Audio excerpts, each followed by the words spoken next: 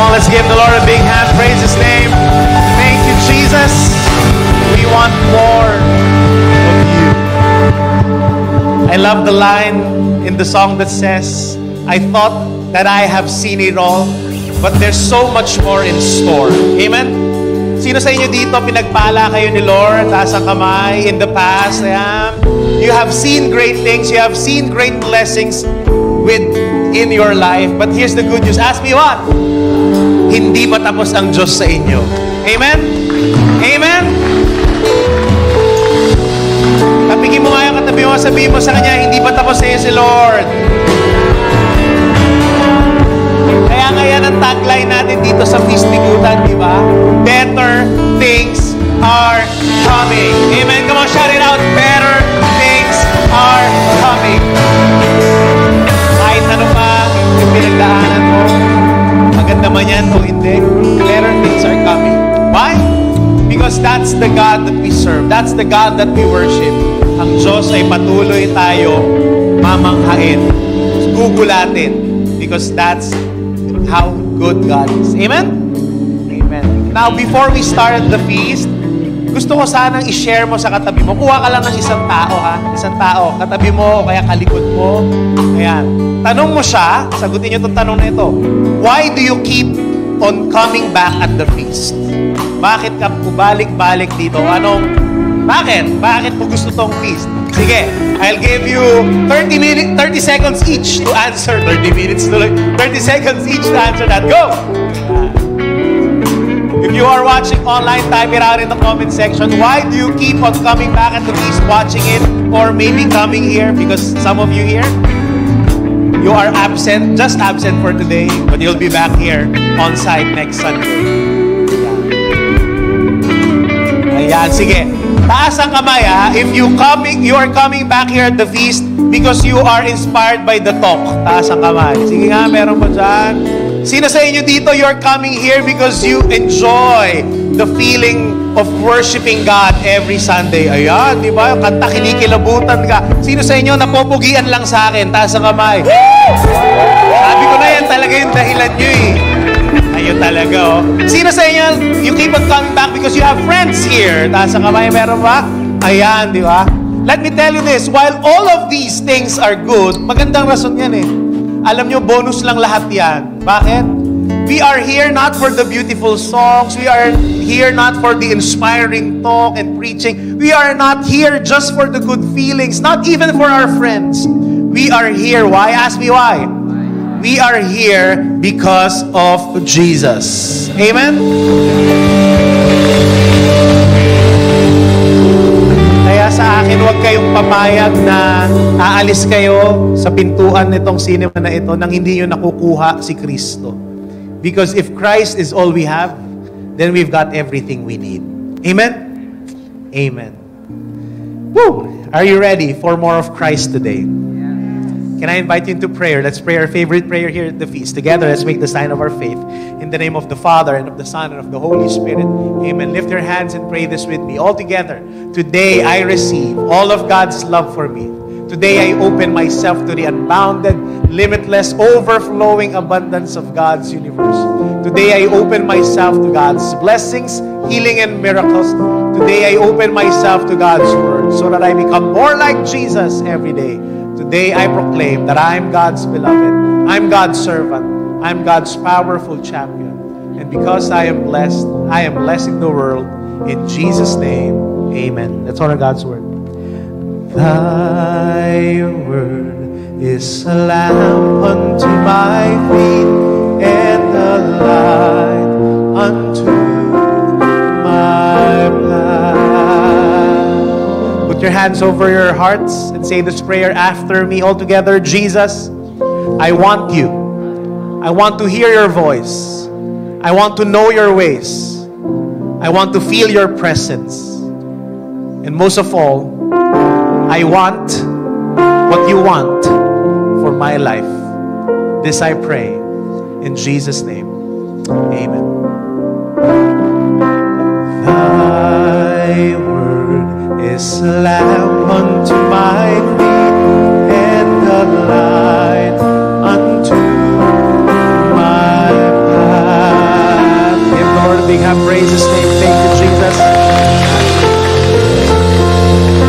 you sit down, tell the person beside you, better things are coming.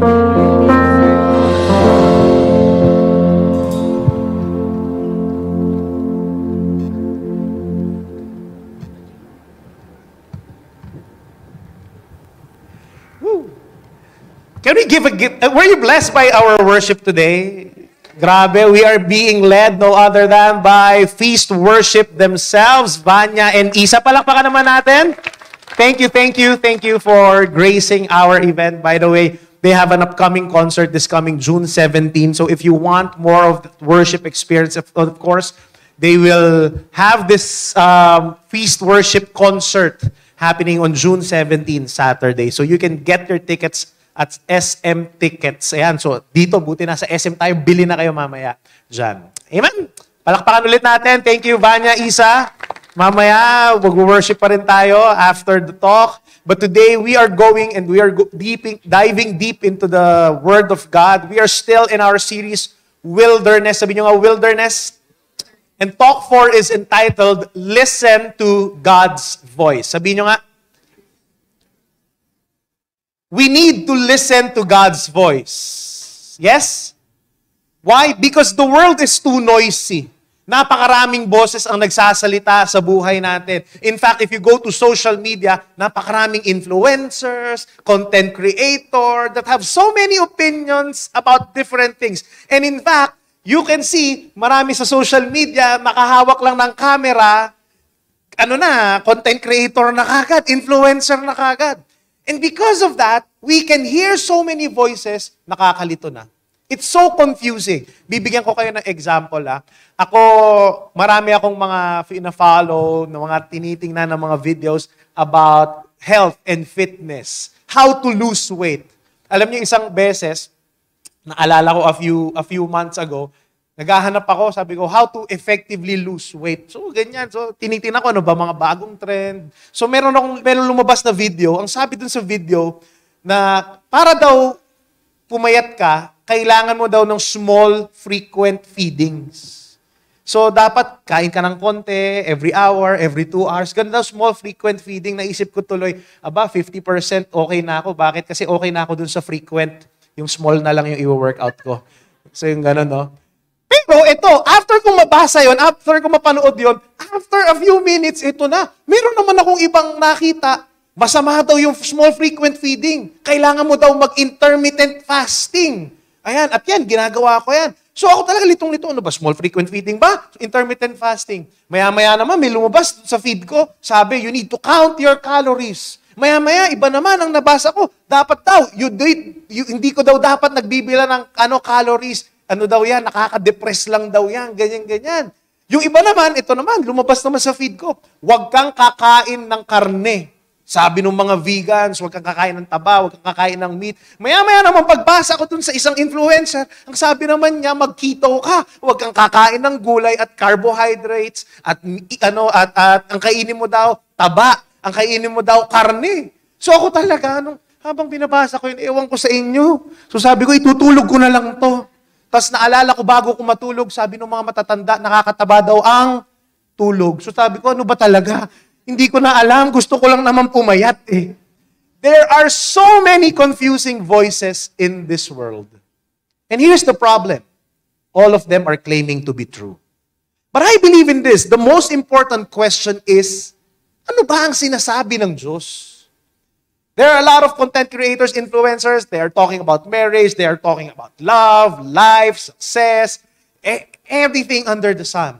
Pero ano nga ba ang sinasabi ng Diyos? Kasi pag nakikinig tayo sa boses ng Diyos, take note of this, He does not only say the truth, hindi nagsusinungaling ang Diyos. He does not only say the truth, He is the truth. Tapikin mo ang katabi mo, sabihin mo sa Kanya, listen to God's voice. And that's our challenge for today. You must learn to distinguish God's voice from the other voices that you hear. At ngayong araw na ito, yan ang pag-uusapan natin. Last week, we unpacked chapter 10 and 11 of Numbers, wherein nakita natin yung mga Israelites, they are finally leaving Mount Sinai and they are walking into wilderness, going to the promised land.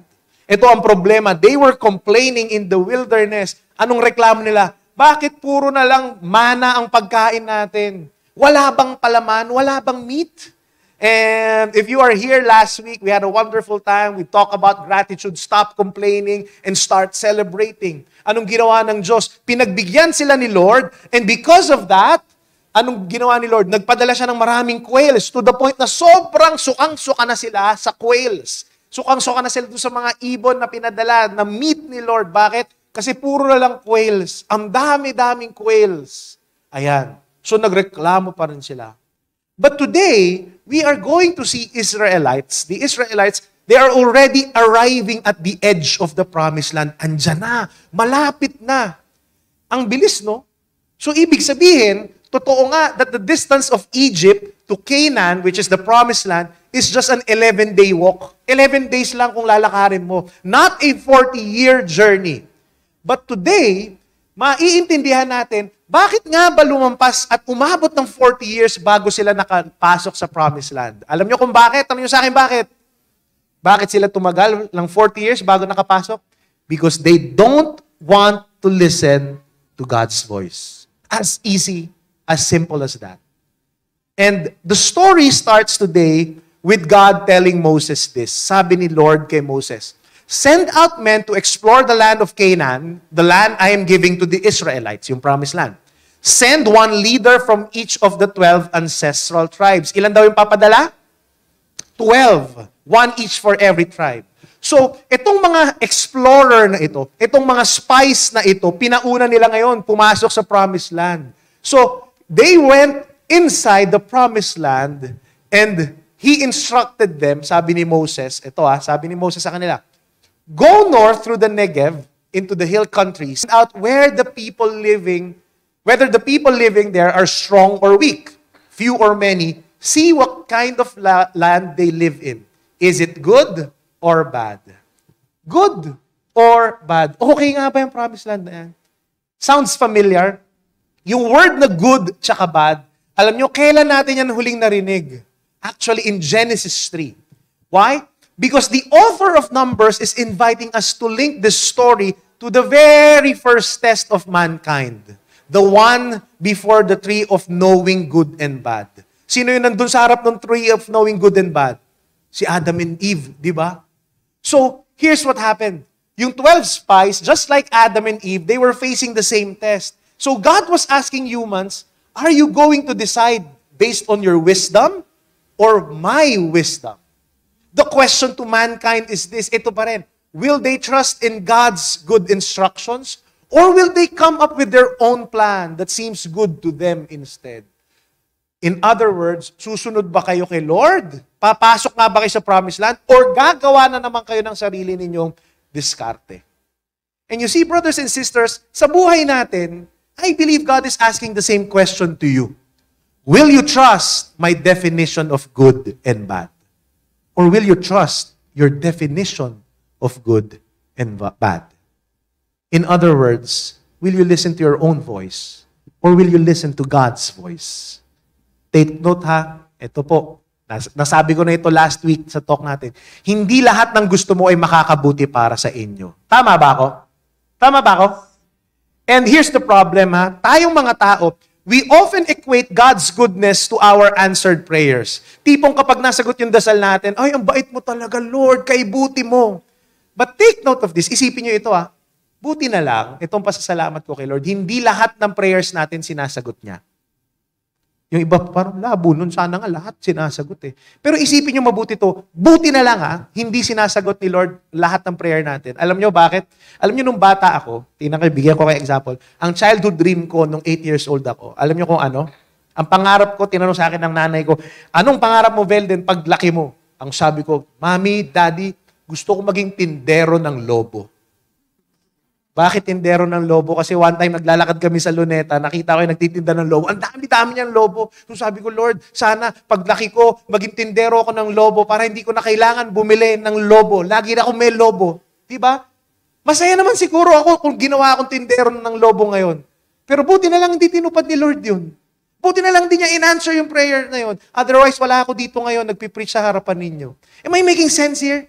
So, ibig sabihin, hindi lahat ng prayers mo ay makakabuti kung sasagutin ng Diyos para sa iyo. That's why you need to trust in the definition of God's good and God's bad.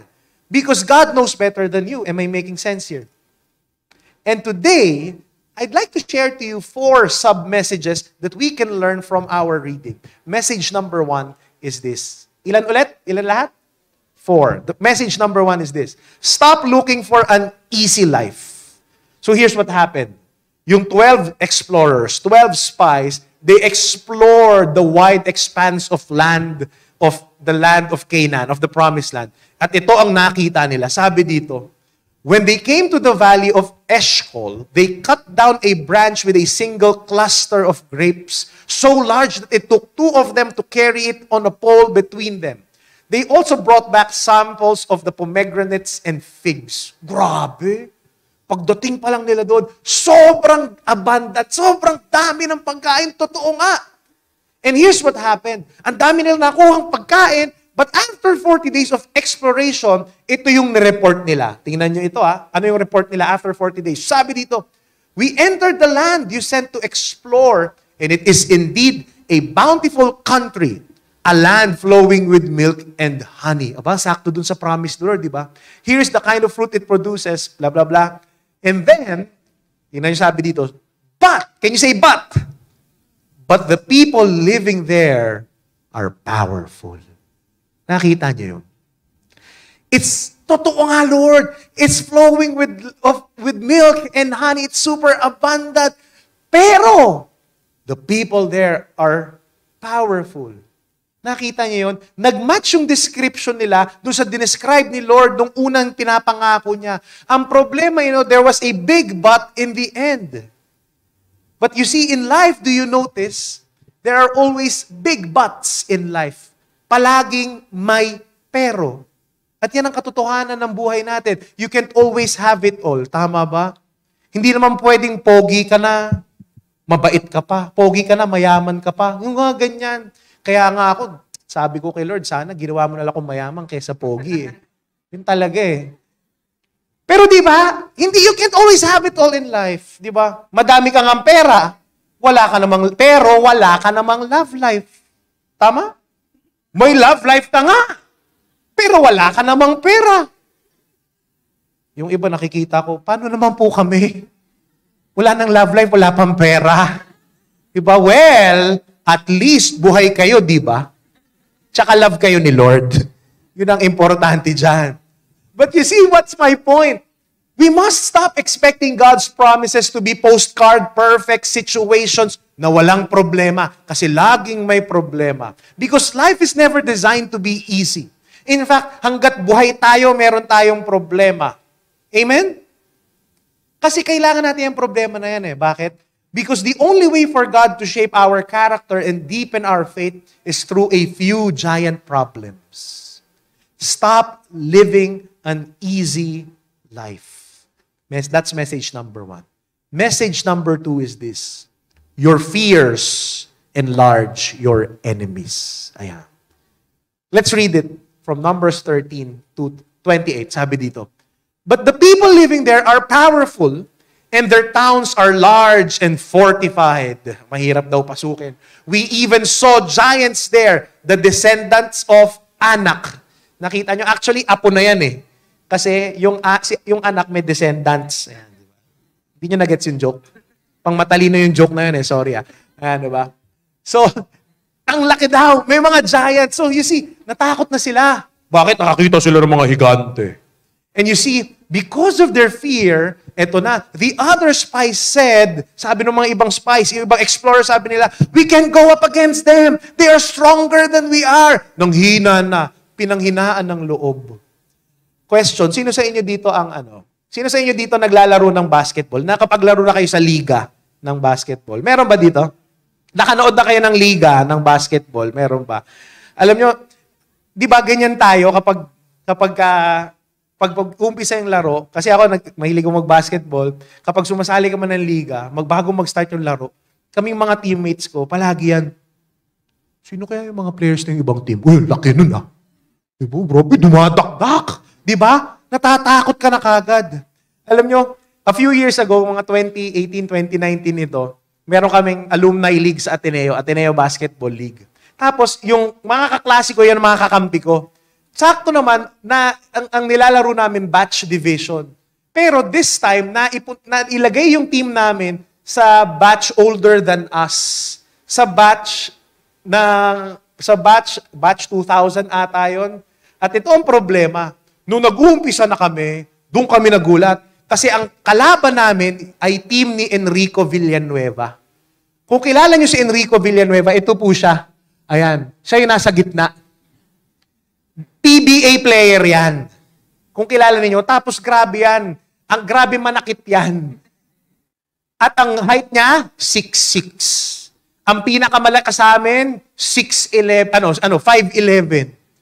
Tapos, at ito, alam nyo, grabe. Nung nandun pala nagwa-warm up na kami, parang alam nyo, umpisa pa lang, alam namin, talo na kami. Yung bakit? Kasi walang gustong bumantay kay Enrico. Laki pa naman ni Enrico. Sa team namin, tingnan nyo yung picture ha, pakita nyo yung picture. Isa na ako sa pinakamalaki dun sa team, balik nyo yung picture. Isa na ako sa pinakamalaki sa team namin. Isipin nyo, ako yung palaging bantay ni Enrico. Tapos, alam nyo, isang beses binabantayan ko si Enrico, pagpihit niya ng ganyan, binagsakan ako ng siko sa mukha ko. Yung talagang sabi ko, sayang, ito na nga yung puhunan ko, tinamaan mo pa. Grabe! Pero alam nyo, umpisa pa lang, talo na kami. Bakit? Naunahan na kami ng takot. And true enough, talo talaga kami, tambak kami ng 20. You see, brothers and sisters, your fears enlarge your enemies. Diba? Alam nyo yan eh. Yung ipis. Ang liit-liit niyan. Pero kahit anong laki mo, tanggal ang tapang mo kapag lumipad na yan. Diba? I have seen men bigger than me. Nagtititili, umaakyat sa couch. Bakit? Because their fears enlarged the ipis. Your fears enlarge your enemies. Let's continue, sabi dito. The land we traveled through and explored will devour anyone who goes to live there. All the people we saw were huge. We even saw giants there, the descendants of Anak. Next to them, we felt like grasshoppers. And that's what they thought too. Nakita niyo yun?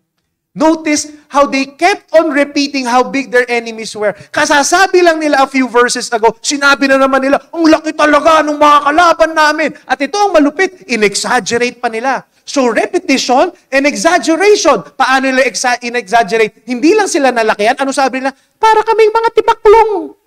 Kumpara dun sa mga higante na yun. Nakita niyo yun? So lalong lumaki yung tingin nila dun sa mga kalaban. And you see, brothers and sisters, psychologists call this, in our lives, catastrophizing. Sabi nyo nga, catastrophizing. Yung nag-e-expect ka ng catastrophe, ng kamalian, ng destruction. Yung iniisip mo lahat in advance ka mag-isip eh. Kaso nga lang, ang ina-advance mong pag-iisip ay yung worst case scenario. And you see, fear is actually an acronym. And it's an acronym of FEAR, which means false evidence appearing real. Diba? Naalala ko tuloy itong storya na ito. One day, meron isang mag-asawa. They came from a couple counseling. At sabi nung kanilang counselor, so para makatulong sa kanilang counseling, in-instruct ng counselor nila, every single day, sabi niya doon sa mag-asawa, I want you to write in your diaries, your thoughts for the day, ano nangyari, o yung highlight ng araw ninyo, ano yung iniisip niyo? Just write it down bago kayo matulog. So one day, itong mister umuwi sa bahay, very cold. At very cold sa misis niya. Ini-ignore niya yung misis niya. At pagdating ng gabi, nandun lang siya sa rocking chair. Nakatingin sa malayo. Hindi niya pinapansin yung misis niya. And so ngayon, bago matulog itong misis niya, nagsulat siya sa kanyang diary. Sabi niya, Dear diary, this day is so sad for me. Yung mister ko, he is unusually silent. Siguro tama ang hinala ko. Baka may babae talaga itong mister ko. Baka kaya siya ginabi ngayong araw na ito kasi nakipagkita siya sa babae niya. Ang tawag dyan, TH. Alam mo yung TH? Tamang hinala. First time niya Umuwi siya, hindi siya kumis sa akin pag-uwi. Siguro dahil baka maamoy ko yung pabango ng babae niya. Yun ang sinusulat niya. At siguro, hindi na siya nagagandahan sa akin dahil ang pangit ng pagbubuntis ko sa anak namin. Natatakot ako, baka iwanan niya kami pag pinanganak na yung baby namin at iwanan niya kami para sa babae niya. Ang lungkot-lungkot ko. Love, wife. So yun sulat niya sa diary. After a while, kinabukasan, ito na. Ang rule ng counselor, wag mong babasahin yung diary ng asawa mo. Keep it to yourself. You just need to be honest to yourself. Ang problema, itong babae, naku, dahil nga tamang hinala, gusto niyang makasigurado kung talaga bang nambababae yung husband niya. So, nung ginawa niya, binrake niya yung rule ng counselor. Kinuha niya yung diary ng lalaki. At nakita niya kung ano yung nakasulat sa diary ng lalaki. Sabi dun sa diary ng lalaki, Dear Diary, excited na akong maging tatay. Ang dami kong pangarap para sa baby boy namin. Sana maging doktor, arkitekto, or lawyer siya. Pero ang sarap din siguro, Lord, kung magkakaroon kami ng anak na pare. Pero, Dear Diary, kanina ko pa pinag-iisipan, buong araw ko pinag-iisipan, kapag nagpari ba yung anak ko, father din ba ang tawag ko sa kanya? Love, husband. Fear, false evidences appearing real. Kidding aside, alam nyo, habang tumatanda ko, here's what I've realized. That 95% of what we worry about in life don't actually happen in real life. Tama ba? Tingnan nyo, lahat naman, grabe, baka ito. You are always expecting the worst case scenario. But here's the problem. 95% of that doesn't come true. But it's making us suffer. Why? Because they are very real in our imagination. Hindi pa nangyayari, stressed ka na. Why? Because of fear. And your fears multiply your monsters. And remember this, what you focus on grows. And if you focus on your problems, guess what? You create more problems. Well, I was talking to a businessman friend of mine. Sabi ko sa kanya, nagkakaproblema yung negosyo ko. Nagkakaroon ako ng mga utang. Hindi ko alam paano ko babayaran. Alam niyo, ang tip niya sa akin, sabi niya, huwag mong isipin yung utang. Isipin mo paano ka gagawa ng pera. Because what you focus on grows. And true enough, when I did that, opportunities came in. Bakit? Because I focused on another thing. You see, what you focus on grows. And if you focus on more problems, you will get more problems. If you focus on solutions, you will get more solutions. Am I making sense here? And that's what happened to them, to the Israelites. Itong mga espiya na ito, they were afraid. However, itong good news, buti na lang, there are those spies named Caleb. Merong si Caleb tsaka si Joshua. Si Caleb, he was cool, calm, and relaxed. At anong sabi niya? Sabi niya, ito ang lumabas sa report niya, sabi niya, let's go at once and take the land. We can certainly conquer it. Ang tapang, di ba? Because this guy, si Caleb, he saw the same giants, but he also saw God defeating them. My dear brothers and sisters, I know you have giants in your life right now. But let me tell you this, God sees those giants too. But here's what I want you to know. God can defeat those giants. You focus on the God who can defeat those giants rather than focusing on the giants themselves. Amen? Because if you want to receive God's promises, you must see your situation with God's eyes. Tingnan niyo yung sitwasyon base sa perspective ni Lord. Because while others see a place with giants, God sees a place with giant opportunities. Amen? Tapikin mo katabi mo, sabihin mo sa kanya, God is bigger than your giants. Message number 3. Don't switch God's labels. Ayan, ito na. Let me go deeper into this talk. Sabi dito, Numbers 14, it says here, their voices rose against Moses and Aaron. If only we had died in Egypt or even here in the wilderness. They complained. Sounds familiar? Yan din yung pinag-usapan natin last week. Why is the Lord taking us to this country only to have us die in the battle? Our wives and our little ones will be carried off as plunder. Wouldn't it be better for us to return to Egypt? Then they plotted among themselves, let's choose a new leader and go back to Egypt. Ayan. You see, take note of this. God defines something good and He defines something bad. And in this case, we see a parallelism between Genesis 3 and the book of Numbers. Sa Genesis 3, God is calling the tree of life good. Hindi ito yung tree of knowledge of good and evil. The tree of life is at the center as well. Tapos, andun, lahat ng abundance sa kailangan nila. But in Numbers, God also called good the promised land. Kaya nga, dun sila dadalhin ni Lord. And consequently, God in Genesis 3 calls the tree of knowing of good and bad, bad. While in Numbers, He calls Egypt bad. Kaya nga tinanggal sila ni Lord doon sa Egypt. Bakit masama yan para sa inyo? Doon ko kayo dadalhin sa mabuti, sa promised land. And here's what happened. In Genesis 3 language, yung binasa nating verse, nito lang, the spies were actually saying, uy, wag na kayong mag-enter sa promised land. Wag nyo nang kainin yung fruit of the tree of life. Kasi pag pumasok kayo doon sa promised land, you will die. Nakita nyo yun? Anong sinasabi dito? The voice of the spies are telling them, take note it's the ultimate inversion, kabaligtaran ng command ni Lord na pumunta sila sa promised land.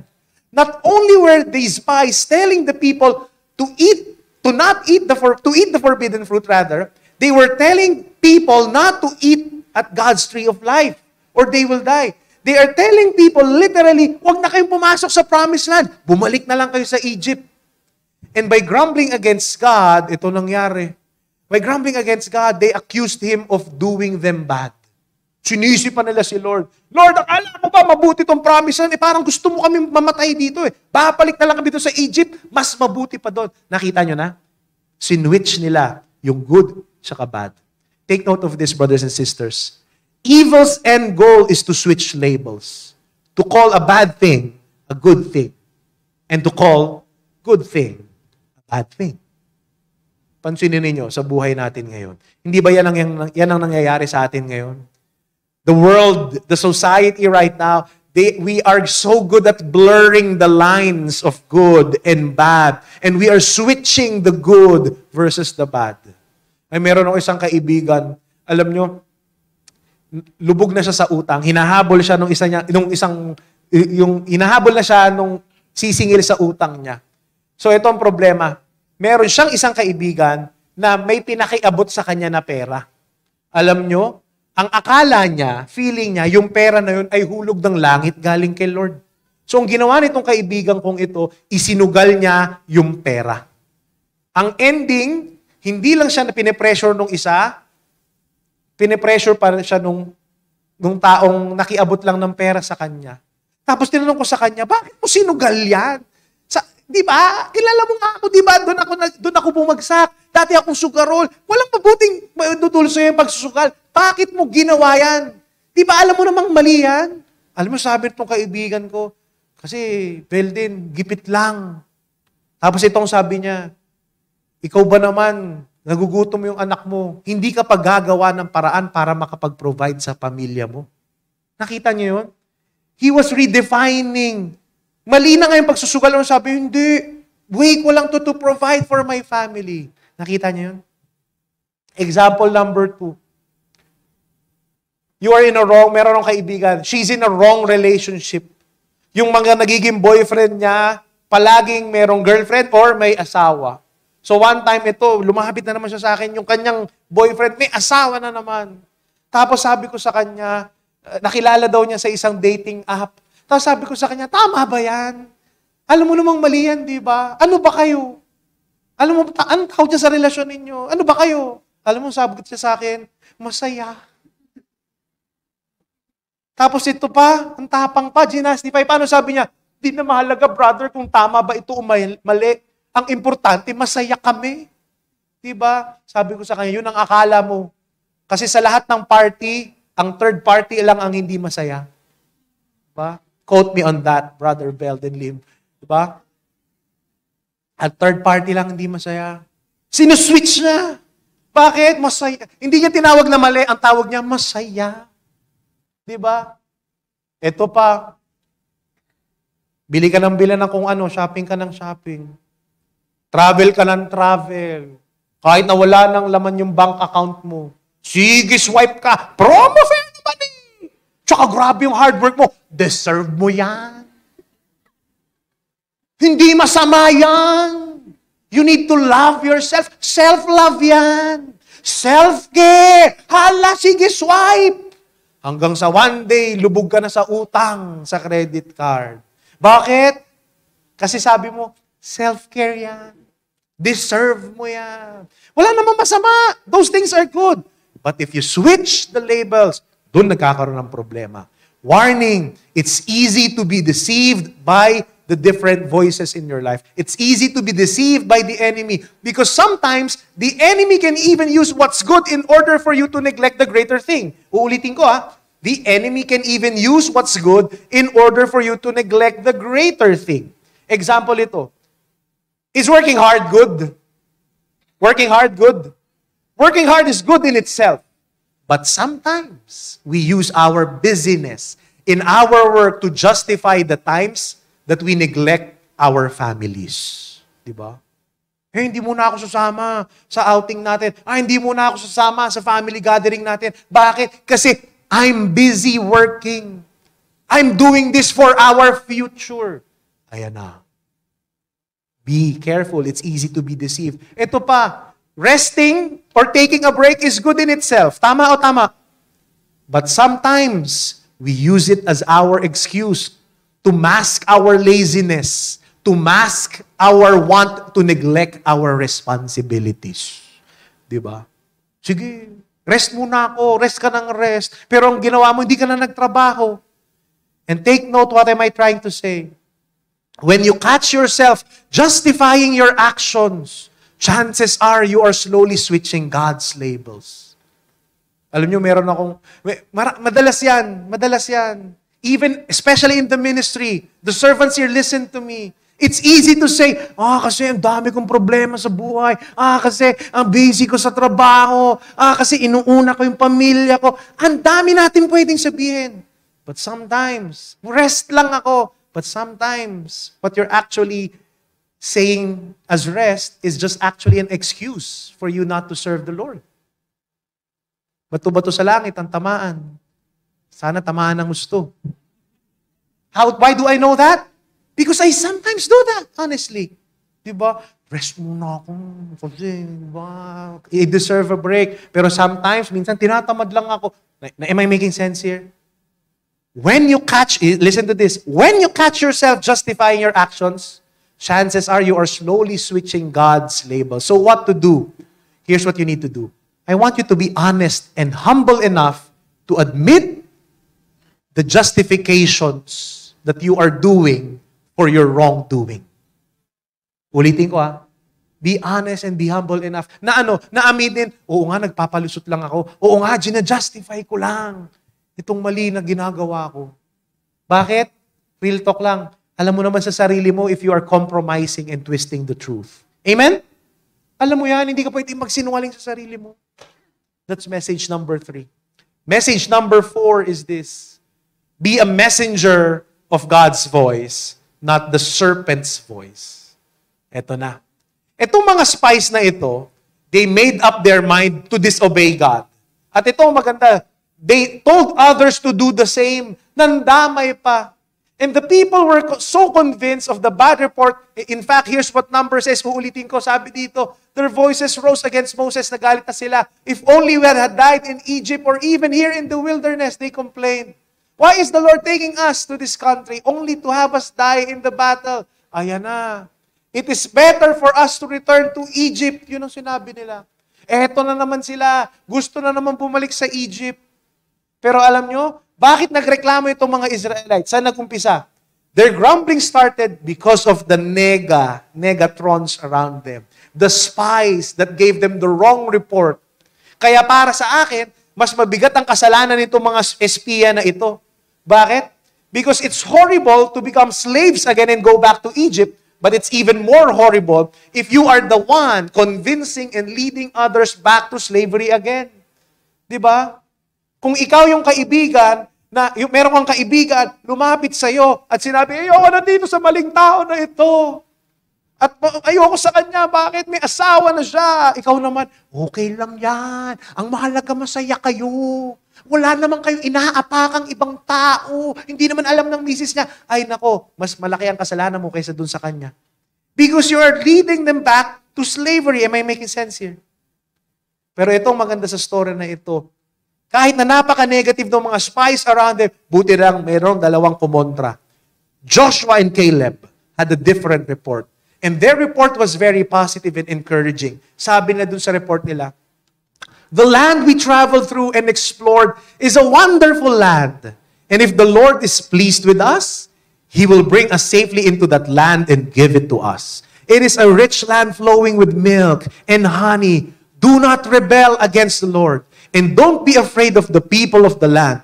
They are only helpless prey to us. They have no protection, but the Lord is with us. Don't be afraid of them. Galing, no? Anong sabi nila ni Joshua? Hindi, kaya natin yan. Ang ganda ng promised land na yun. Kayang-kaya natin yan because the Lord is with us. They are telling the truth. Ang problema yan to, sadly, the whole community of Israelites, hindi sila nakinig sa boses ni God through Joshua and Caleb. In fact, nung sinabi ni Joshua and Caleb, gusto nilang stone sila to death. Gusto nilang patayin sila. Palitan na natin yan. Walang kwenta yung mga yan. And you see what happened? That's when God appears to them at the tabernacle. And ano sabi ni Lord sa kanila? Sabi ni Lord sa kanila, I will pardon them as you have requested, but as surely as I live, and as surely as the earth is filled with the Lord's glory, not one of these people will ever enter that land. They have all seen my glorious presence, and the miraculous signs I performed both in Egypt and in the wilderness. But again and again, they have tested me by refusing to listen to my voice. Anong sabi ni Lord sa kanila? Sabi ni Lord sa kanila, sa kabila ng miracles na pinakita ko sa kanila, ayaw nyo pa rin makinig. Ayaw nyo makinig, sige, okay lang. Wala ni isa sa generation ninyo ang makakapasok sa promised land except for Joshua and Caleb. And you see, take note, one generation in the olden times is equal to 40 years. That's what happened. The Israelites, that generation, they wandered in the wilderness for 40 years. That generation of Israelites, they wandered in the wilderness until they die. And take note, replay ito nung nangyari kay Adam and Eve. Sila din, hindi sila makapasok dun sa Garden of Eden. Ano nangyari dun? Palaboy lang sila sa labas. They are wandering outside. Why did that happen? Because Eve listened to the serpent's voice. And Adam listened to Eve's voice, not to God's voice. Ganun din dito. Hindi nakinig itong mga Israelites kay Joshua and Caleb. Nakinig sila dun sa mga negative na spies. Sayang, they could have entered promised land if only they have listened to God's voice. Question. Who are you listening to right now? Are you listening to your own voices? To the voices of the world? To the voice of the enemy? Be careful with the conversations you join, the company you keep, and the media you watch. Bakit? Ano ba yung palagi mong pinakikinggan? Kasi ang daming boses sa paligid mo. At napakadaling maimpluwensyahan ng mga iba't ibang boses. At alam nyo, according to behavioral scientists, they say this, hindi tayo nagde-decide based on our logic. We decide based on emotions. Malakas yung emosyon natin di ba? Pero itong ginagawa natin, once we decide for our emotions, we decide and then we simply look for a logic and explanation to justify our choice. Bakit? Pag napili ka, kahit mali yan, hahanap ka ng dahilan para i-justify yung maling pinili mo. Amen? Can I invite you to stand up? Napigin mo katabi mo, sabihin mo sa kanya, listen to God's voice.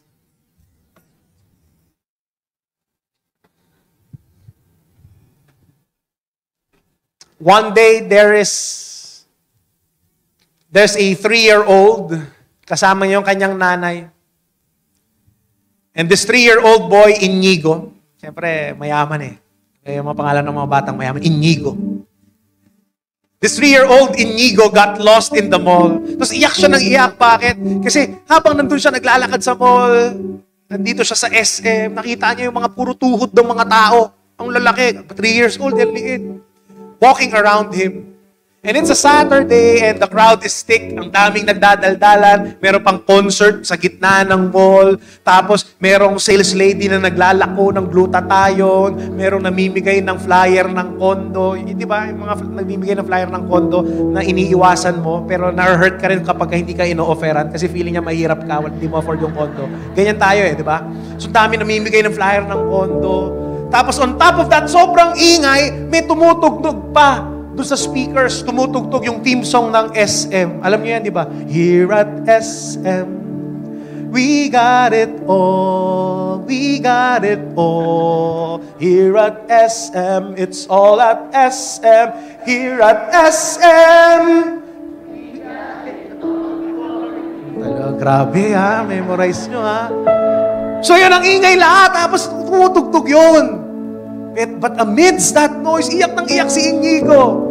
He hears a familiar voice cutting through all the noise around him. Because this little boy has heard this assuring voice all his life.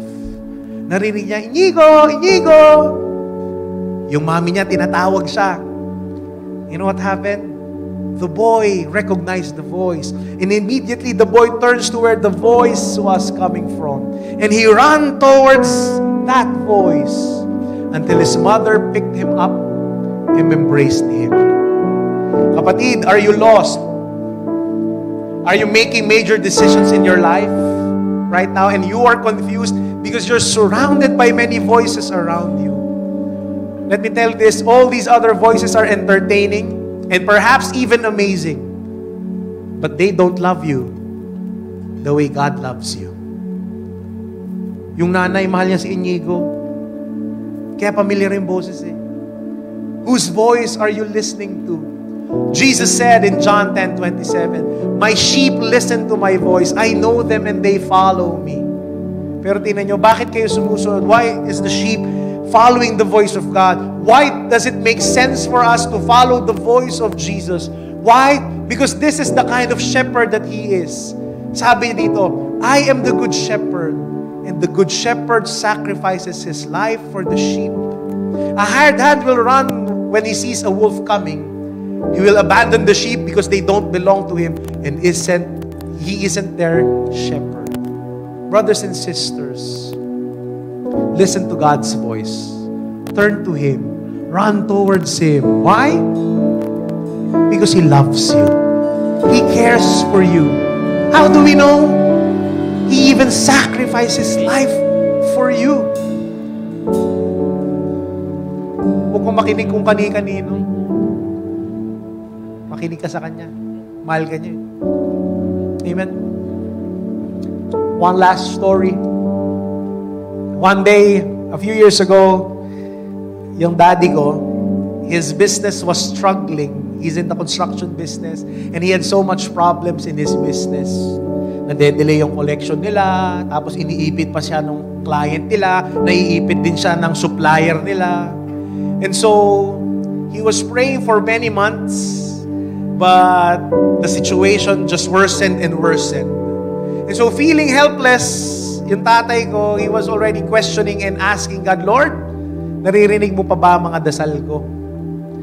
But one day, while he was on his way to work, in the middle of a traffic light, merong stoplight doon, merong isang alin na on her mid-40s, na naglalako ng buko salad, may bit siya na ice box, nagbebenta ng buko salad. At dito, surprisingly, yung tatay ko, lagi siyang dumadaan doon. Lagi siyang dumadaan doon. Pero first time niya nakita yung buko salad vendor na yun, doon sa gitna ng mainit na araw. And so ito na, lumapit yung buko vendor sa kanya. Paglapit ng buko vendor sa kanya, inalok siya, sabi niya, Sir, buko salad po. Magkano yan? 20 pesos. Yung buko salad, maliit lang. Tapos, pagbukas niya ng bintana, my father had an urge from the Lord. Para bang ni-nudge siya ni Lord at sinabi sa kanya, tulungan mo yan. May pangangailangan yan. So yung tatay ko, instead na bumili siya ng 20 pesos na buko salad, binigyan niya na lang ng 100 pesos. Kasi hindi na niya tinanggap yung buko salad, wag na. Kasi diabetic siya. He was listening to God's voice. Yan, ganyan, di ba? Hindi niya kinain. So, binigay 100 pesos. Tapos pag abot niya ng 100 pesos, pinipilit niyang ibigay yung buko salad. Yung tatay ko sabi niya, hindi na, sa'yo na yan. 100 pesos. Tapos yung babae, alam niyo, sabi niya, Sir, maraming salamat po. Mangiyak-iyak siya. Sir, thank you po. Thank you. She was thanking him profusely. Maraming salamat po. Thank you. Tapos sabi niya, alam niyo po ba na birthday ko ngayon? And then, umalis na yung alay. And right at that moment, naiyak yung tatay ko. Because a few moments while he was stuck in traffic, he was praying and asking God, Lord, di mo na yata naririnig ang prayers ko. But right after that moment, alam nyo, God spoke to my dad and said, di lang ako nakikinig, kinakausap pa kita. Di lang ako nakikinig, kinakausap pa kita.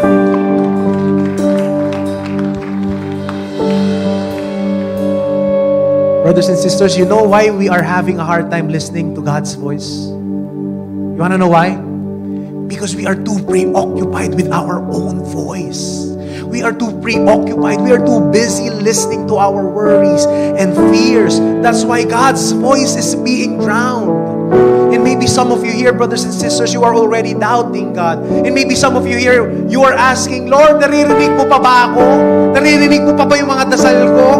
Nakikita mo ba yung hirap na dinadanas ko? Natutulog ka ba, Lord?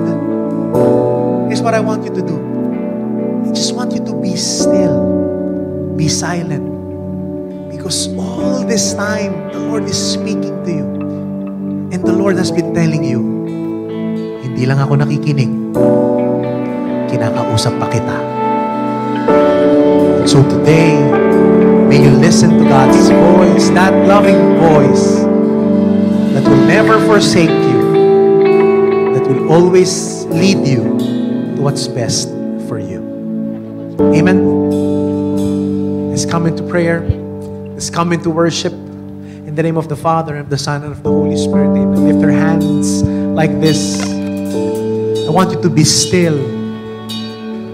Be silent. I know the Lord has a message for you today.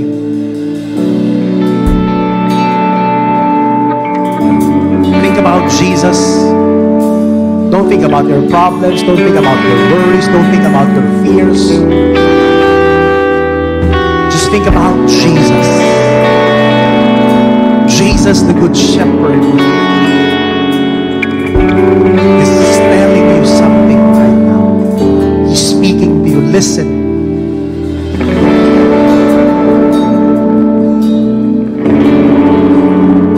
Let the Lord speak to you. And may you focus on Him. May you want Him. May you desire nothing else but Him. He knows the answers. He is the way, He is the truth, He is the life. So Father in heaven, I pray for my dear brothers and sisters here right now. We want more of You. No one else but You. May we shut down all the negative voices around us, and may Your voice come out on top. We want You, and we know You want what's best for us. All this, Father, we ask